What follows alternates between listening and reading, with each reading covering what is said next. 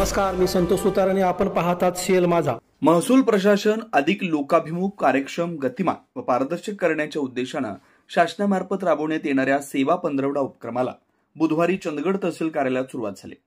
या उद्घाटन प्रसंगी लक्ष्मी मुक्ती योजनेतील सामर्थ्य लाभार्थ्यांना सातबारा, जात दाखले व उत्पन्न दाखले तहसीलदार राजेश चव्हाण यांच्या हस्ते वाटप करण्यात आले.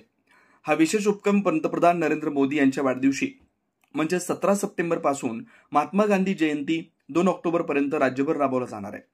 या कालावधीत महसूल विभागाचे नियमित कार्यक्रम मोहीम स्वरूपात व युद्ध पातळीवर पार पाडले जाणार असल्याची माहिती तहसीलदार राजेश चव्हाण यांनी दिली. सेवा पंधरवड्यात 3 टप्प्यात उपक्रम राबवले जाणार आहेत.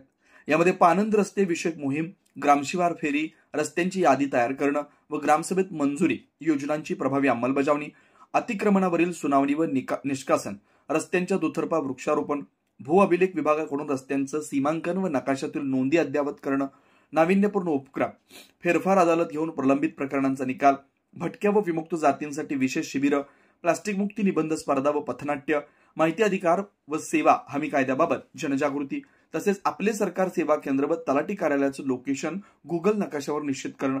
या उपक्रमाचा समारोप 2 ऑक्टोबर रोजी होणार आहे.